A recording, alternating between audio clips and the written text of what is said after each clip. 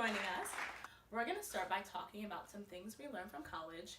I've had the pleasure to know Allie my whole 4 years. She's been one of my best friends at Penn. And I'm going to start with a pretty broad question. So what have you learned, Allie? Where do I even begin? I mean, we're coming up on less than a month from graduating, and Here we go! I've got 4 years of stuff that I've learned.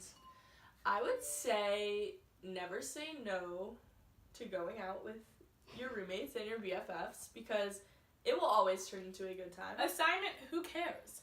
I have a great story about that. Oh, yes, please share. As many of my friends know, math is not my area of expertise. And I was in a lovely, rigorous math course here at the University of Pennsylvania.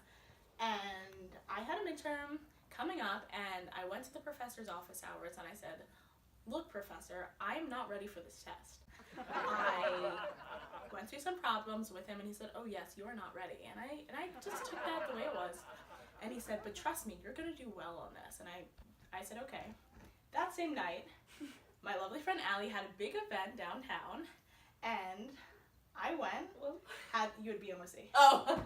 Had the night of my life. I wake up the next morning with an email from the professor. The exam's now take home, got an A. So just use those kind of moments, because you never know what's going to happen. Yeah. But on the flip side, make sure you actually do your work, because I am a hard worker.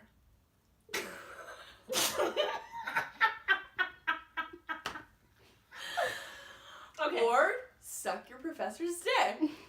I will not suggest, but to each their own. This is a judgment-free zone on Talk with Doc. Yeah. Okay, Allie, my next question for you is, what is your most memorable college experience? Wow, that's a tough one. You're just really bringing out the hard ones, aren't you?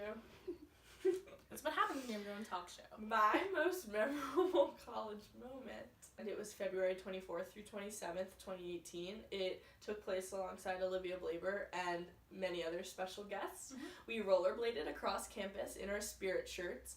Low Teat had to stay home and just practice doing some, rounds around the block, because she just wasn't ready for those uneven locust Take your bricks. time, practice. And we were rollerblading all over campus, head nodding to football guys that we've never talked to in our lives, but, they just respected the game that we were playing. Went all the way down Penn Park, came back, bladed to Spoons, picked up spike ball, went to high-rise fields, and then we fucking played spike ball with Dean Furta. Playing spike ball with Dean Furta definitely is top 5. Allie, you did a great job answering that question. Thank you. Even though it was tough, you persevered. And you came out on the other side. Just like you on that math test. So thank you for joining us this week on Talk with Doc. We'll be back next week with a really special guest.